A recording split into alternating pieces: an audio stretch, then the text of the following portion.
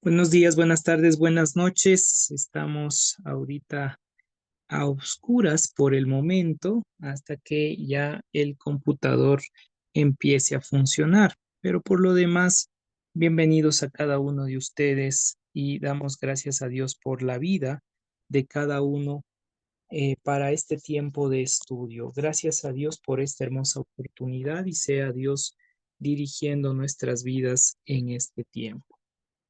Vamos a abrir nuestras Biblias en el libro de Levítico. Levítico capítulo 1 es donde estamos estudiando, es donde estamos enfocados en este tiempo, revisando justamente lo que tiene que ver con eh, esa parte. Habíamos hablado acerca del propósito de Levítico, estamos haciendo solo un recuento. Levítico tenía que ver más con esa línea de un manual sacerdotal que especificaba los deberes sacerdotales, adoración, guía, una vida santa. Y una pregunta que habíamos realizado era justamente eso, ¿no? ¿Qué tan santos somos? Y la santidad entra en un proceso muy importante que tiene que ver con la línea de la consagración. Si nosotros estamos consagrados a Dios, y si estamos consagrados a Dios, ¿hasta qué punto estamos nosotros listos, predispuestos para realmente servirle a Dios en un proceso de transformación integral de vida? Es decir, que con la llegada del Mesías, como el sumo sacerdote, el sacrificio perfecto, etcétera, tenemos nosotros esa entrada plena, em, esa oportunidad de disfrutar la salvación, pero ahora en una vida consagrada. Consagrarnos a Dios. ¿Y qué es la consagración? ¿A qué hace referencia? Es nada más y nada menos que usted toma la decisión de vivir para Dios. Independientemente de las circunstancias, lo que está alrededor, usted toma una decisión plena. Recording in progress.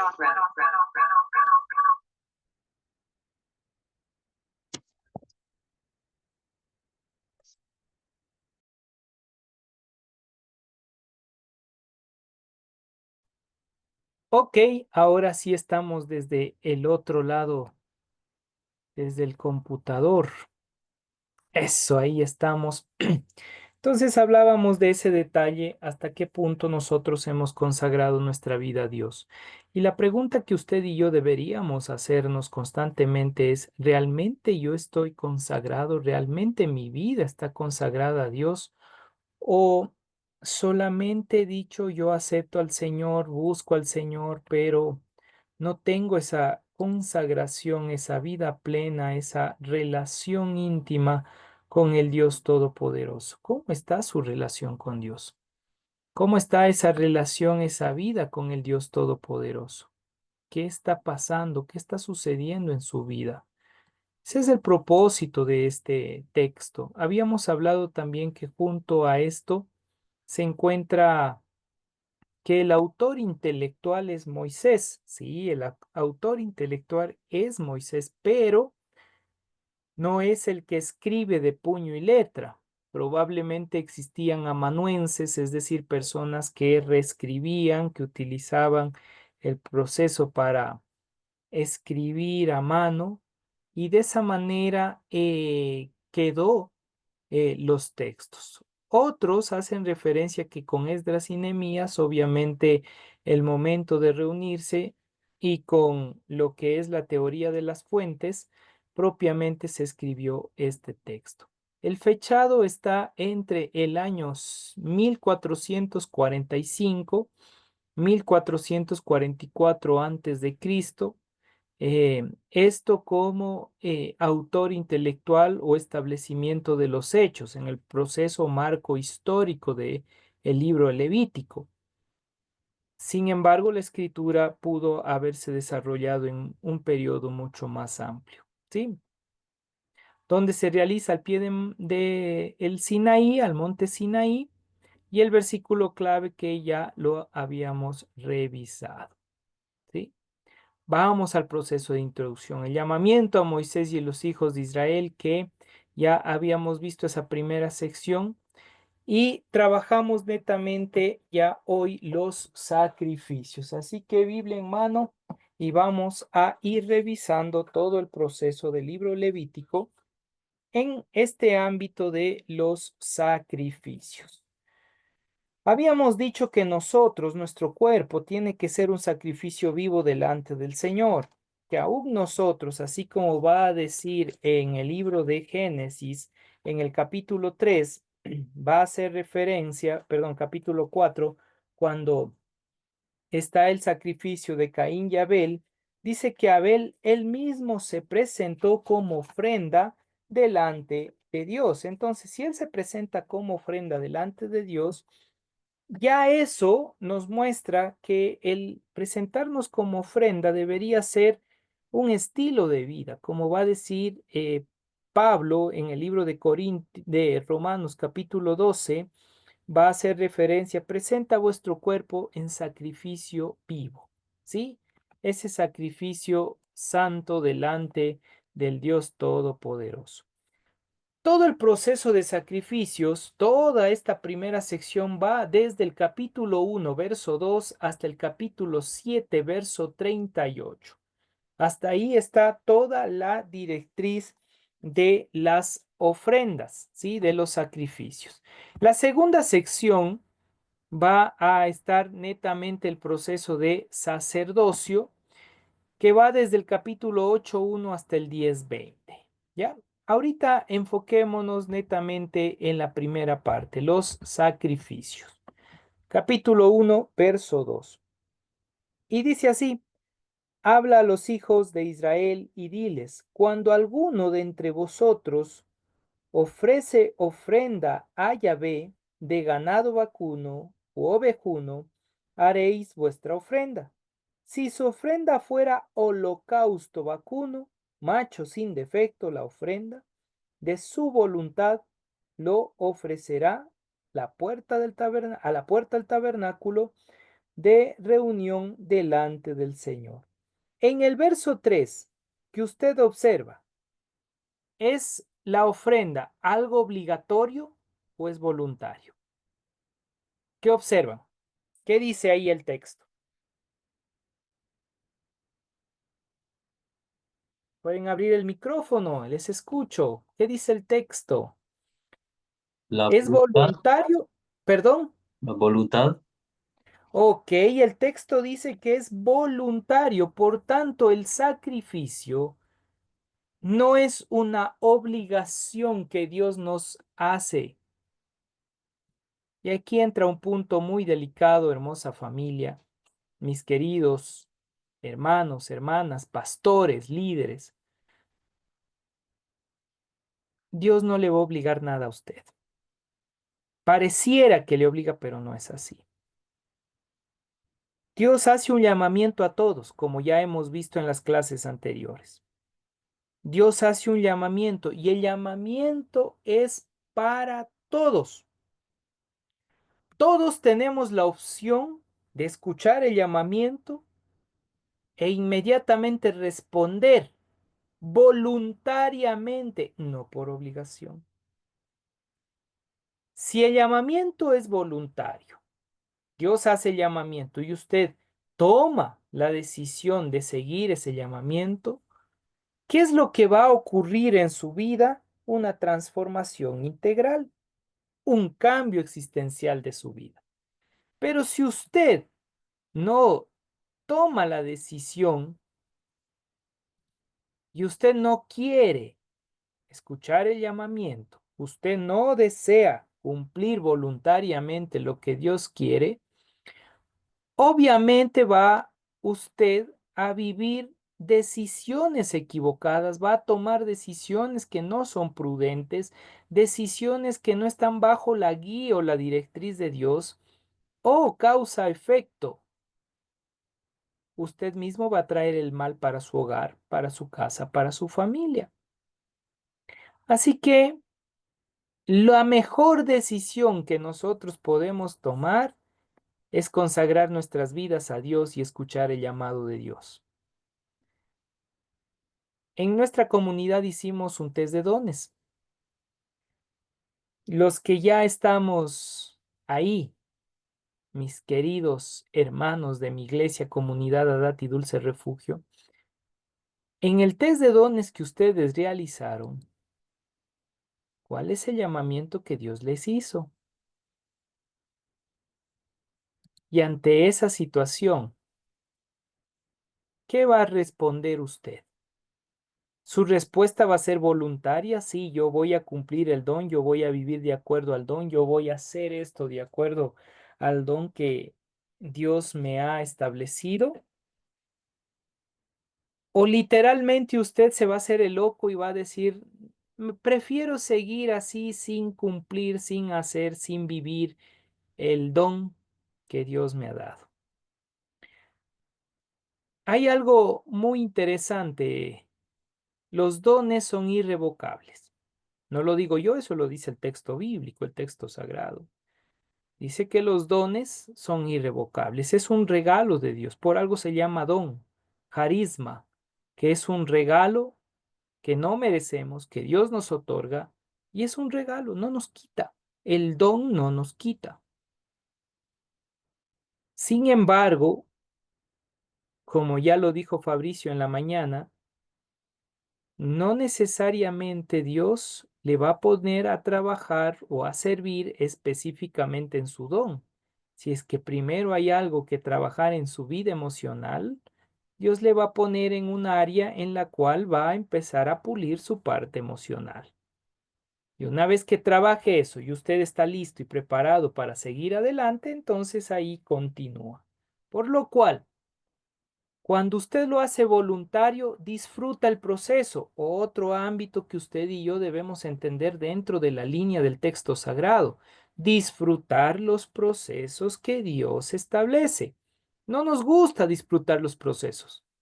Estamos solamente queriendo llegar a los resultados, pero no nos damos cuenta el camino. Algo que los asiáticos tienen bien claro es que no es tan importante el resultado final. Lo que realmente importa es el camino, cómo llegué al resultado. Los japoneses tienen claro eso. Joy Kenji parece que es el nombre de este coach, este motivador, y él expresa claramente eso en una de sus conferencias, que muchas de las veces como latinos estamos más enfocados en el resultado, estamos más enfocados en lo que va a suceder al final, que empezar a enfocarnos a observar el proceso. Y en muchos de los casos no somos coherentes con el proceso, no somos voluntarios, no está la voluntad presente, sino que lo hago a regañadientes. Está el servicio del Señor, pero lo hacemos a media tintas, a enojones. Es que ya me tocó porque mi papá me dijo, porque mis hermanos me están viendo, porque ya me toca hacerlo, voy y lo hago. No disfrutamos el proceso. ¿Se da cuenta? Ese es el error que sufrimos. Por tanto, no estamos haciéndolo realmente con buena gana, con la voluntad plena, si no estamos haciéndolo a regañadientes. Por eso su ofrenda delante del Señor no va a parecer voluntaria. Así usted diga, uy, yo le sirvo al Señor todos los domingos. Si usted no está en esa conexión coherente, voluntaria, disfrutando el proceso más que el resultado sí tiene su importancia, pero no debería ser el único fin, sino que también el proceso es lo que debe ser más importante para nosotros. Pablo lo dijo claramente, no es que lo haya logrado ya, dijo a Timoteo, ni que todo esté listo, pero prosigo a la meta, al supremo llamamiento que me ha hecho Dios para esto. Si Pablo lo dice, está disfrutando el proceso y que no lo ha logrado ya, pero prosigue a la meta en ese supremo llamamiento, ¿por qué nosotros no hacerlos?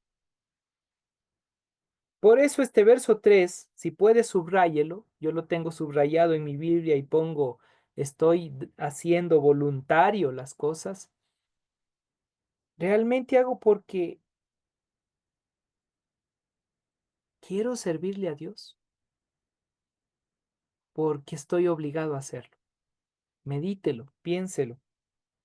Luego dice el verso 4, y pondrá su mano sobre la cabeza del holocausto y será aceptado para expiación suya, es lo que habíamos dicho, que en el caso de ser en la línea ganado vacuno, les agarraban los cuernos, se ponían frente con frente, y en ese momento decía delante del Señor, pongo esta ofrenda o a este animal como ofrenda, y si yo no cumpliera con lo que Dios me dispone, o si no me mantengo en santidad, o no estoy consagrado delante del Señor, lo que sufre este animal vendrá sobre mí y mi familia. Oiga, siempre metían a la familia en la colada. Y ahí estaba presente. Entonces, va el punto. ¿Usted sería capaz de hacer eso el momento que se acerca a dar su ofrenda en la iglesia? De antes de dar la ofrenda, meditar un momento. Obviamente nosotros damos ofrendas económicas, pero meditar que mi ofrenda es lo que me representa a mi vida. Su ofrenda es lo que realmente representa a Dios. No estoy hablando del diezmo. El diezmo es algo que usted tiene que darlo, no por obligación nuevamente, sino porque usted mismo por agradecimiento lo hace y hay bendición. Pero la ofrenda, nos mal acostumbraron con una palabra dentro de la línea del catolicismo que se llama limosna. Entonces, para nosotros, al escuchar las limosnas, inmediatamente las limosnas es lo que se le dan en la calle a alguien que está pidiendo dinero, etcétera, y les dan centavitos o monedas chuecas, billetes rotos, no importa. Igual es una limosna y ese mismo sentido, ese mismo pensamiento llevan a la iglesia y llegamos con esas malas costumbres a la iglesia. Oiga, ¿qué sucede? Que eso es lo que usted está haciendo como representación delante de Dios.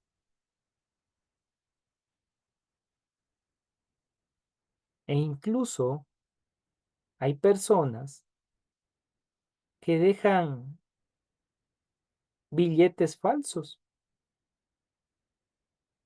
A Dios gracias, no creo que ha sucedido eso en nuestra comunidad, que yo esté enterado,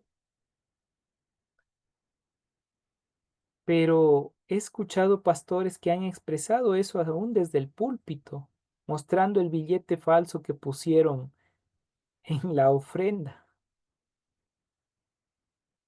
¿Qué representa eso? En primera instancia ya demuestra que hay una falsedad en la vida de esa persona, porque la ofrenda es lo que se representa a usted delante de Dios. Así que cuando usted vaya a ofrendar, hágalo con sinceridad delante del Señor de corazón y hágalo voluntario. Nadie le obliga, pero es lo que usted se representa delante de Dios. Algunos tienen los recursos y entregarán, y dirán gracias Dios y entregarán. Otros quizás no les alcance los recursos, no los tenga, pero Dios mira la intención del corazón del ser humano. Al final, ¿qué es lo que va a observar Dios? Es con qué intención estamos dando. Eso se llama el arte de otorgar, de ahí nace el término cabalot, que es netamente cómo recibir el momento de dar. Es increíble y algún momento estudiaremos esa línea de Sod, que es sabiduría de la sabiduría. Y ahí en esa parte hay algo muy importante que es el dar, no simplemente el dar por dar, sino entendiendo que ese acto de dar es un otorgamiento delante de Dios para recibir. Ya les mareé un poquito, pero el momento que usted otorga su ofrenda, el momento que usted da, es ese acto de otorgarse a sí mismo. Entonces hay una manifestación de sabiduría plena a través del Espíritu de Dios en su vida que se manifiesta sobrenatural y empieza esas puertas de bendición, para hacerlo simbólico, ser abiertas desde el cielo y empieza usted a recibir esa bendición. Esas es líneas de Cabalot, el arte de recibir. Entonces ahí viene la parte profunda. Así que estén atentos. En el verso 5 va a empezar a dar los detalles. Dice, entonces degollará el becerro en la presencia de Yahvé, y los sacerdotes, hijos de Aarón, ofrecerán la sangre y rociarán alrededor sobre el altar, el cual está a la puerta del tabernáculo de reunión, y desollará el holocausto, y lo dividirá en sus piezas. Y los hijos del sacerdote Aarón pondrán fuego sobre el altar y compondrán la leña sobre el fuego. Luego los sacerdotes, hijos de Aarón, acomodarán las piezas, la cabeza y la grosura de los intestinos sobre la leña que está sobre el fuego, que habrá encima del altar, y lavará con agua los intestinos y las piernas, y el sacerdote hará arder todo sobre el altar. Holocausto es ofrenda encendida de olor grato para Yahvé. Y usted me dirá, ¿por qué está presente todo esto? ¿Qué importancia tiene cada uno de estos detalles? Oiga, tiene una importancia increíble. Tiene algo muy, pero muy especial ese proceso. ¿Y por qué es importante? Y voy a explicarles. Denme solo un segundito que ya estoy aquí, listo. Estamos en desde el 5. Ya, aquí estamos. En el contexto hebreo hay detalles muy bonitos. Dentro del contexto hebreo, que aquí les voy a presentar, dice y degollará, pero utiliza un verbo. El momento de degollar, el símbolo que representa es un corte que lo hacían desde la yugular para el proceso del sangrado. ¿Por qué el sangrado? Porque el sangrado es la vida del animal. Es un símbolo de la entrega completa de la vida del ser humano. Entonces, todo proceso que ellos realizaban tenía un símbolo, una causa que era referente con la persona. Es como decir, ¿cuál es mi símbolo de entrega delante del Señor? ¿Qué he hecho yo para decir, Dios mío, aquí está mi vida delante de ti? Algunos dirán, bueno, yo he estado de rodillas delante del Señor y he puesto mi vida delante de Él. Ok, entonces ese es su símbolo delante del Señor. Es lo que usted hizo delante del Padre.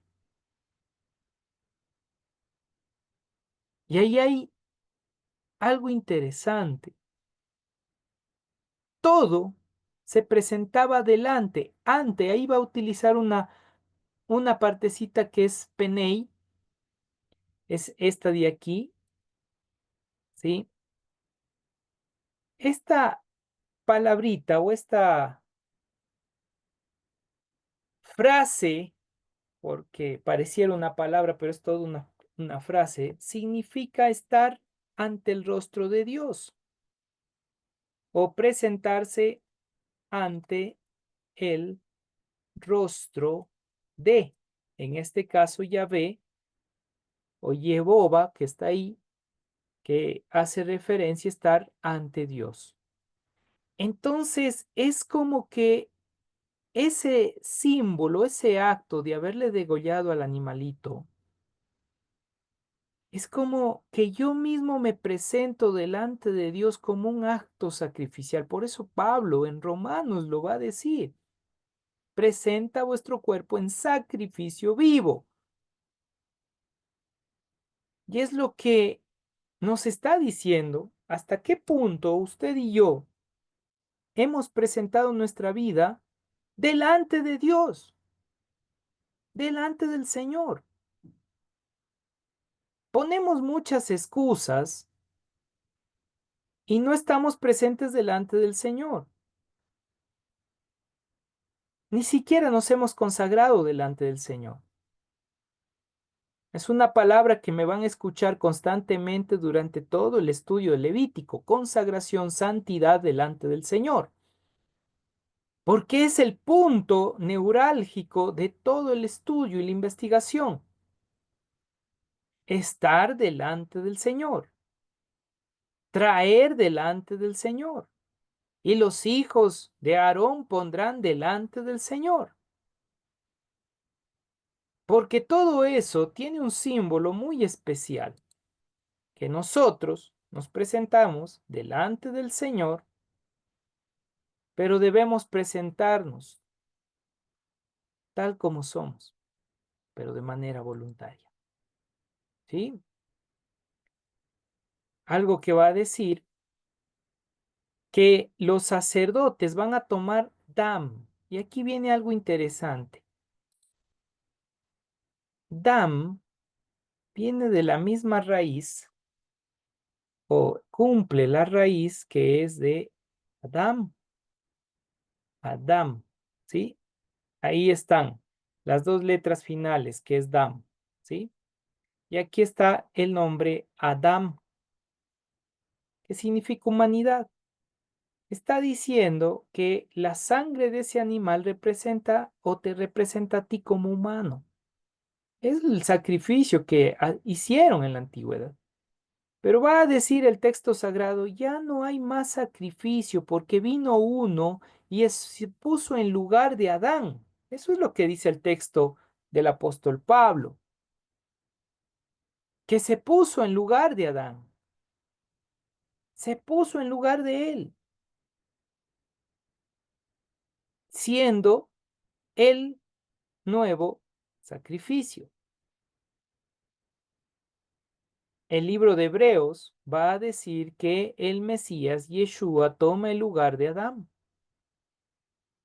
Y es el sacrificio, es la sangre, es el dam, es la humanidad, es el sentido del humano, es el sentido perfecto de todos nosotros.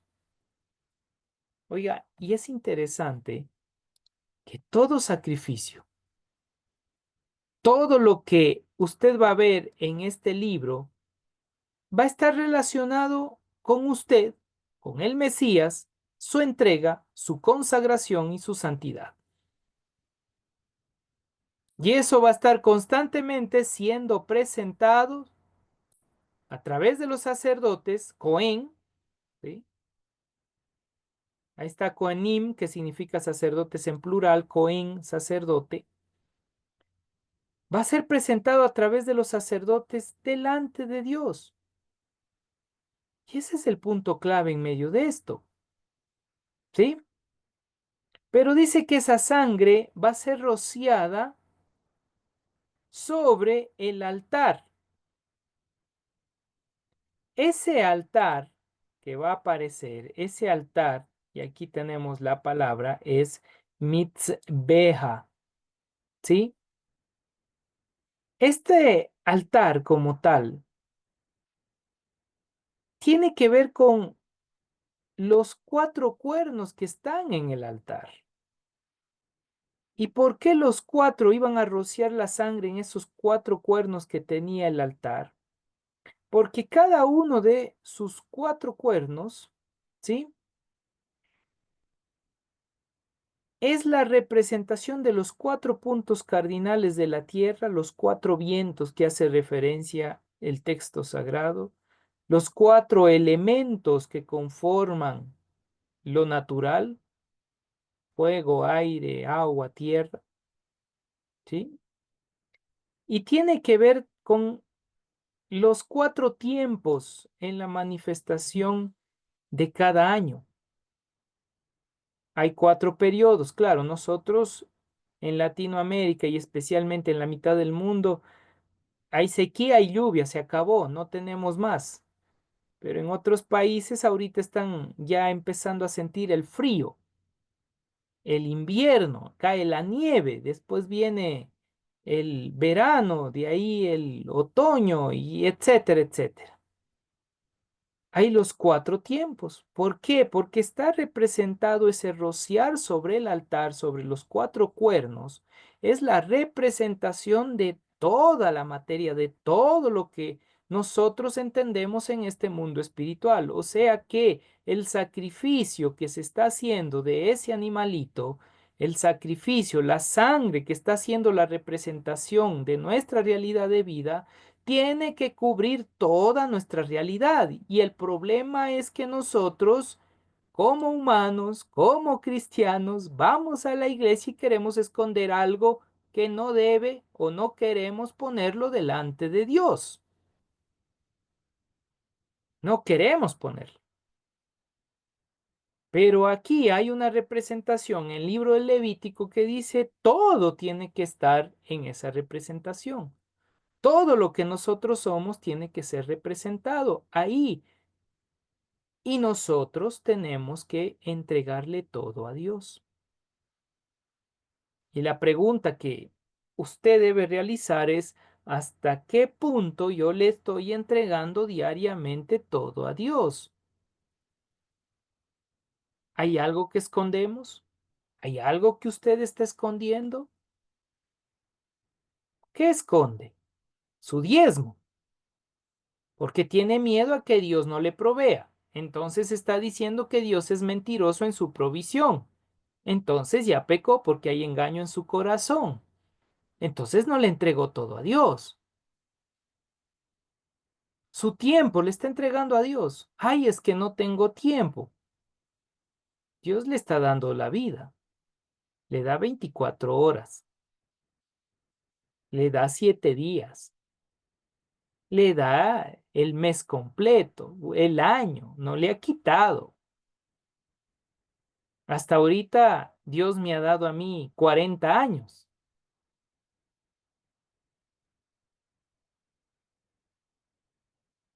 ¿Acaso Dios es hombre para que mienta? ¿O hijo de hombre para que se arrepienta? Lo que Él ha dicho cumplirá. La promesa que Él ha establecido lo hará.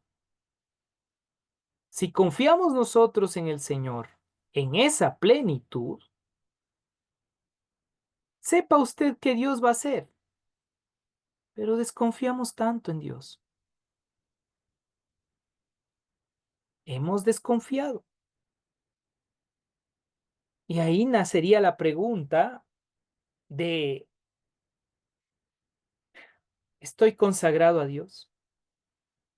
¿Realmente estoy haciendo mi sacrificio vivo y santo delante de su presencia? Alguien que me ayude con la lectura de Romanos capítulo 12, verso 1, por favor. Romanos capítulo 12, verso 1.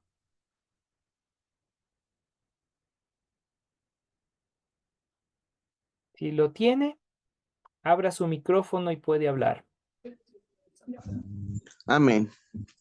Mi querido Por Reinaldo. tan- por tanto, hermanos míos, les ruego por la misericordia de Dios que se presenten ustedes mismos como ofrenda viva, santa y agradable a Dios. Este es el verdadero culto que deben ofrecer.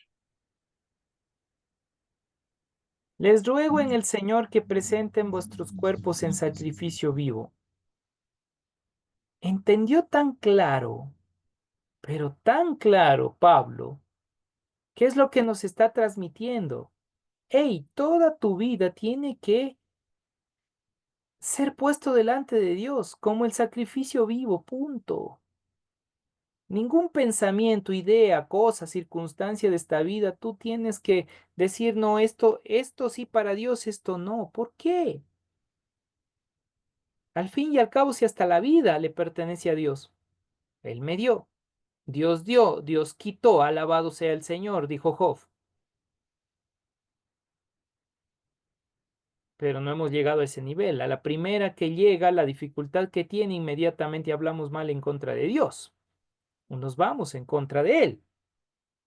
Entonces, todo este proceso, el holocausto, las piezas que están divididas, cada pieza tiene su símbolo, que por factor tiempo no lo voy explicando. Cada causa, cada cosa que está presente del sacrificio está representado en su vida, familia. Es la representación en nuestras vidas. ¿O ustedes piensan que simplemente porque querían rellenar esto en la Biblia y pusieron, a mí qué me interesa que lavaron o no lavaron los intestinos del animalito para el sacrificio? ¿Por qué me ha de interesar eso? Pero está en la Biblia. Porque hay una causa, hay una razón de ser, hay un símbolo especial que está en relación con nosotros.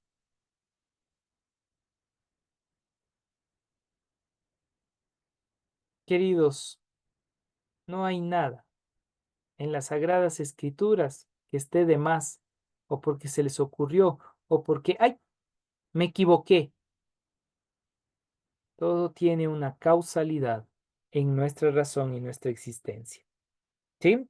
Entonces, es lo que vamos comprendiendo, es lo que vamos entendiendo en este texto. Pasemos al siguiente texto. En este caso, dice el 10. Vamos al verso 10.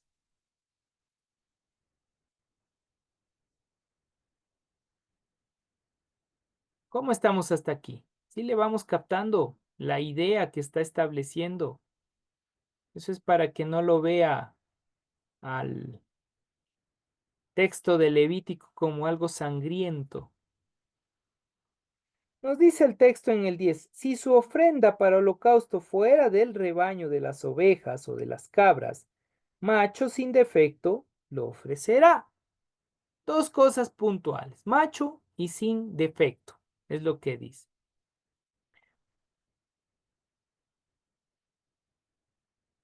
Son es el término para oveja, ¿sí? Pero cordero es keser. Y kesef,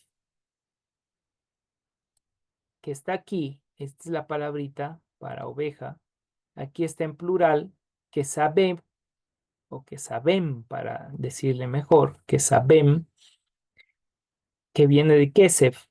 Kesef tiene las raíces que en valor numérico van a hacer referencia a la acción mesiánica. Por eso cuando Juan dice, he aquí el Cordero de Dios, está hablando del símbolo de Levítico. Y el símbolo de Levítico tiene que ver con esa acción sacrificial mesiánica. Entonces, esa es la unión que se tiene entre lo que Juan Bautista está diciendo cuando dice, he aquí el Cordero de Dios, el que quita el pecado del mundo, hace referencia de Yeshua, de Jesús, ¿sí? Pero está tomando esta misma idea del Cordero que está presente en el libro de Levítico, por lo cual hay un holocausto. Pero ese holocausto va a utilizar una palabra y la palabra dice sea un macho, un sahar, dice el término. Sahar. Y este le voy a escribir sahar. Y esa palabrita sahar, en el sentido de macho, no está haciendo referencia a lo que dicen los mexicanos que Ahí está tu macho, órale. No, no es ese sentido. No va en el sentido egocéntrico orgulloso, sino que Sahar tiene que ver con el responsable. Responsable. O sea, aquí dice, tiene que ser para el holocausto el macho, es decir, el responsable perfecto para la ofrenda. El que va a tomar tu pecado, el que va a tomar tu defecto, el que va a tomar tu realidad de vida. Ese es realmente el que va a ser ofrecido. Y si hacemos la conexión de este texto con el libro de Hebreos, en el libro de Hebreos dice, ya no hay necesidad de más sacrificio ni holocausto, porque el Mesías es el perfecto sacrificio, es decir, es el responsable, el Sahar, y aquí va a usar la palabra para decir perfecto que está aquí, que lo estoy señalando. El término es tamim, ¿sí? Tamim. Y tamim no significa perfecto en sí mismo, ¿no? Sino significa que ha sido examinado, y eso me encanta en el término porque los sacerdotes los examinaban, examinado, y al examinarlo no encontraron mancha en el sentido de defecto. La pregunta que aquí me hago es, el momento que yo me presento delante del Señor, ¿me presento como un Sahar Tamim? Es decir, un macho perfecto en el sentido de un responsable que ha sido examinado, un responsable que delante de Dios he permitido que Él me examine. ¿Dónde está o qué texto o quién habla? Vamos a ver ahí si trabajamos un poquito con los que están presentes. Que dice, examíname, oh Dios, mi corazón o mi vida. Y si hayas o si hay mal en mí, límpiame. ¿Quién dijo eso? ¿Y en qué texto? ¿Recuerdan? El rey David, en el Muy Salmo bien. 51. En el Salmo 51, el rey David. Examíname, oh Dios. ¿Por qué dice eso? Porque David entiende esta parte. Ok, al parecer traigo alguna mancha, pero no estoy siendo responsable, pero para ser responsable inmediatamente, ¿qué digo? Dios, yo en mis fuerzas, lastimosamente voy a tener mancha. En mi vida voy a tener mancha, pero tú examíname, oh Dios. Y si miras, si hay algo, hay mancha en mí, límpiame, dice David. Ah, entonces David ya nos está dando la clave para entender que el libro de Levítico, cuando está trabajando todo esto, el libro de Levítico ya nos está diciendo, hey, tú eres el sacrificio, pero si piensas que hay mancha en ti, haz que Dios te examine. Y el momento que Dios te examina, clama a Dios para que te limpie. Clama a Dios para que en ese momento que entraste en esa conexión con Dios y al ver el rostro de Dios, en ese momento, tú realmente seas librado, transformado, para que te presentes como ofrenda. Y ahí puedes ofrecer, ¿sí?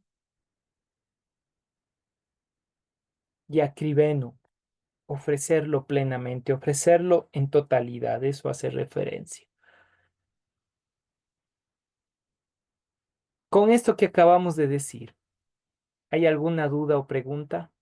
Perdón, estoy en tinieblas ahorita porque ya mi foquito está perdiendo la fuerza. Les escucho, les escucho.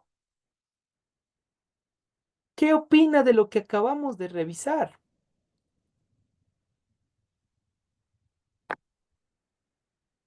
Pastor, buenas noches. Buenas noches, mi hermana Sonia, le escucho. Me surge una inquietud, no con el último tema, sino con el que hablaba de las ofrendas. Y es si yo no le interpreté mal su explicación, es el hecho de que cuando nosotros ofrendamos al Señor, pues abrimos como no sé cómo decirlo, abrimos la oportunidad para que el Señor nos bendiga. Es lo que le entendí, pero me surge la inquietud de si eso no es un tanto peligroso en el sentido de querer hacer las cosas, querer dar la ofrenda, pero que en nuestro interior se genere ese hecho de yo doy para recibir de una manera equivocada, de una manera en que sienta que si yo le doy al Señor dinero, Él tiene que darme dinero. Es esa la situación que muchas veces uno escucha en hermanos de la iglesia y eso personalmente a mí me toca el corazón porque siento que Dios es un dador permanente. Es ese Dios de la provisión que nunca falta, aunque nosotros no seamos capaces de verlo con los ojos naturales. Y entonces, como estar en esa exigencia, oye, si yo te estoy dando mi ofrenda, me estoy reprimiendo de X o Y, tú tienes la obligación de darme cuando dice la palabra que en Jesús ya todas las bendiciones de los cielos nos han sido dadas. Gracias, mi querida Sonia. Lastimosamente hay esa línea y ese entendimiento de la gente, porque siempre estamos acostumbrados a que si yo te doy, me tienes que dar. Y esa es una tendencia egocéntrica de nuestra parte. El problema de no entender claramente la línea de la ofrenda es que si yo doy dinero, ¿qué estoy esperando? Recibir dinero. Pero no me estoy entregando yo. Entonces mi ofrenda ya no es una ofrenda de olor grato delante del Señor. La ofrenda ya no es una ofrenda de esa fragancia por la intención del corazón que está presentando la persona. Por eso hablamos de la intención, hablamos de la representación, hablamos de quién soy yo en ese momento, de la consagración, porque si una persona está consagrada a Dios no necesita ni siquiera preguntar al pastor, tengo que dar esto, tengo que hacer esto, no, ya sabe la persona, ya entiende que la intención de su corazón en el momento de dar, la intención que yo tengo es una intención de gratitud por lo que Él ya me ha bendecido, me ha dado este día de vida. Entonces, mi forma de ser agradecido es hacer esto. Esa es la ofrenda. Ese es el punto. Claro, nosotros damos económicamente, pero no piense que al dar económicamente, usted va a recibir económicamente. Al contrario, pongamos el ejemplo del diezmo. Usted da el diezmo, es la décima parte, tenía $100. Ahora no va a tener $110. Oiga, eso es inaudito. Va a tener 90 porque quedó menos 10. En las matemáticas humanas, usted obviamente se quedó con menos, no con más. Visto desde el contexto de las Sagradas Escrituras, No es que Dios va a ir y decir, oh, es que te quedaste con 10 menos, uy, qué sacrificio, entonces yo te voy a dar, qué sé yo, pongamos 30 más para hacer el 30, el 50, el 100 por uno. No funciona así, porque si no empezamos lo mismo que hicieron los griegos en el panteón griego, a intentar sobornarles a los dioses, a las deidades, de llegar y decir, yo te compro con plata. Y así hacían ellos. Y es por eso que Yeshua, Jesús, va a decir, no crean que por sus palabrerías van a convencer a Dios, no crean que porque ustedes llegan y dan, ya le convencieron a Dios. No, porque Dios conoce la intención del corazón de las personas que ama. Punto. Él ya sabe con qué intención usted llega y da de antemano. Por eso, previo a esto, tenían, antes de dar el sacrificio, se ponían frente a frente con el animal. Es como decir, ok, tú me representas, pero ¿qué hay en la intención de mi corazón? Simplemente que te maten, que rocíen la sangre y ya está. No, había un proceso de introspección el momento que hacían eso, porque lo que estaba sucediendo con el animal iba a llegar a ellos. Demos gracias a Dios que vivimos en un tiempo en el cual el Mesías se ha manifestado. Porque imagínense que si con la misma actitud que hoy por hoy dan, sea diezmos u ofrenda, en la antigüedad usted llegaba a hacer lo mismo y delante del Señor hacía eso, moría irreversiblemente. Hoy tenemos una bendición hermosa, enorme, por una parte, por otra, a ratos. Yo creo que sí hubiese sido bueno que algunos detalles todavía se mantuvieran. Pero si usted da dinero, no espere recibir dinero. Dios le está bendiciendo con todo, tranquilidad familiar, ayuda en medio de los procesos, incluso enfermedades y todo.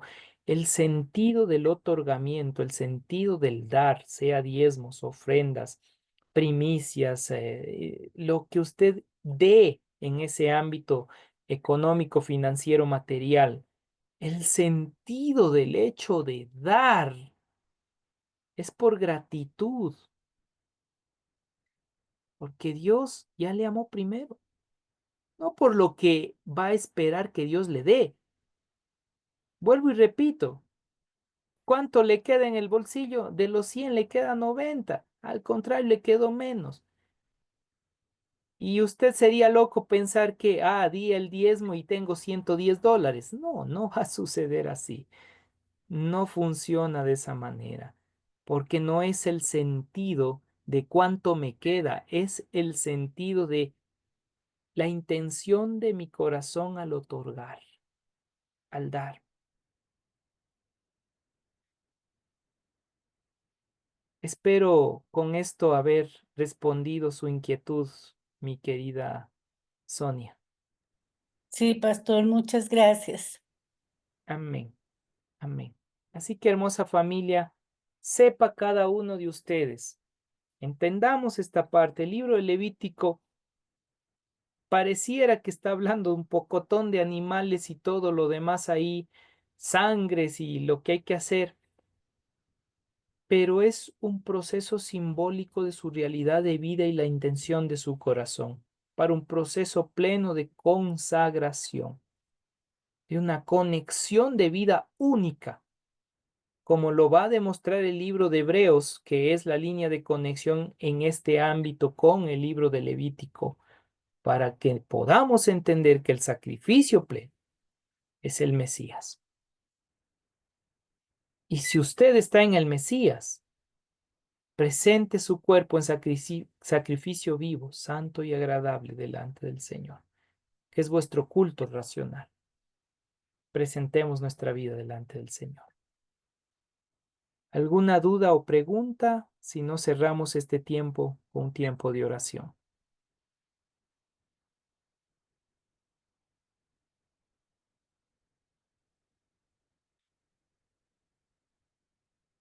¿No? Ok. Vamos a orar y darle gracias a Dios.